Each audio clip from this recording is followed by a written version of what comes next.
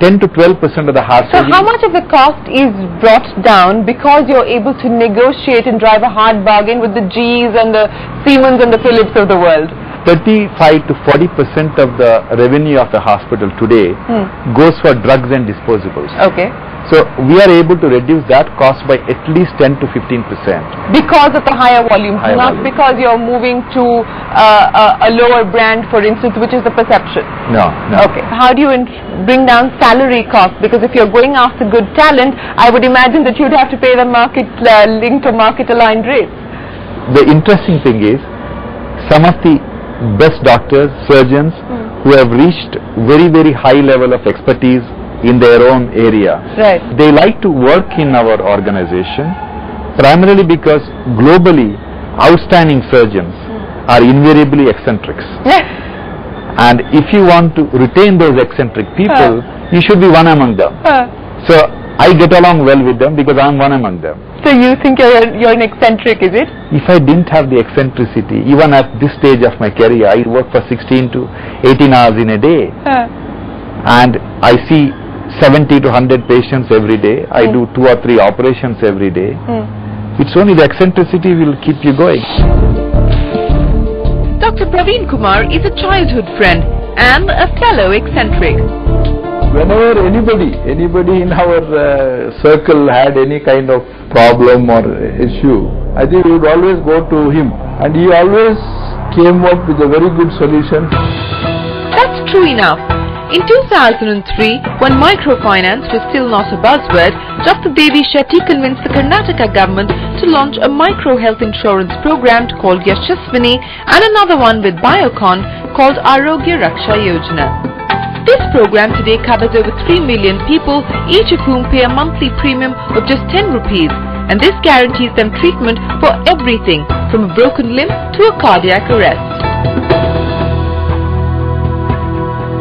Mr. Modi, when he visited Bangalore, Narayana Vidyalaya, he heard the story from Dr. Shetty, and he immediately said, we'll be earmarking a couple of places for you. You can come and have a look at, finalize, and there you can build a hospital.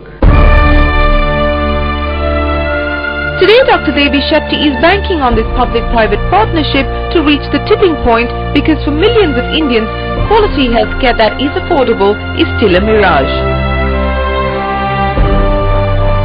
What is the vision now? If nobody else is willing to replicate your model, you've got to try and be aggressive about your own expansion plans.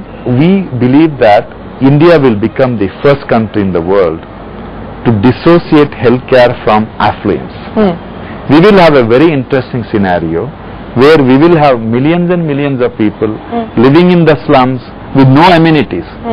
But when they are unwell, they will have access to high-tech healthcare with dignity, because government is going to become a health insurance provider and not a healthcare provider. The battle between the healthcare industry and most state governments is about control. I mean, we've got this matter running in courts as well on, we've given you subsidized land, you need to provide free beds in hospitals. Private hospitals turn around and say, we are providing free beds.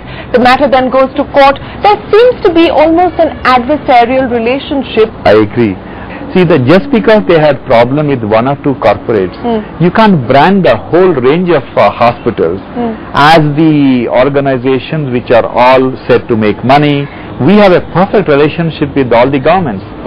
We get land at virtually throwaway price in Karnataka state, in West Bengal, in Bihar, in Gujarat, in Jaipur, wherever we have built hospitals. So then do you we have a perfect relationship. Then do you feel that it is right then for the government to say that we gave you concessional land, this is now your obligation, and you have to give certain number of beds free, you have to treat so many patients free? That's the only model which is possible.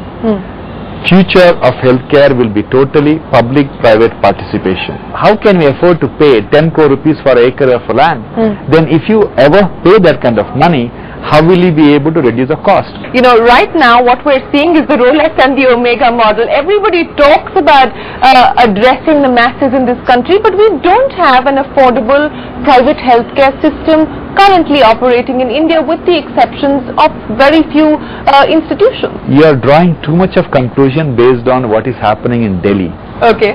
Delhi is not India. In this part of the country, if there is a child who is born with a heart problem, if the parents cannot afford, there are so many hospitals who will come forward and do the operation.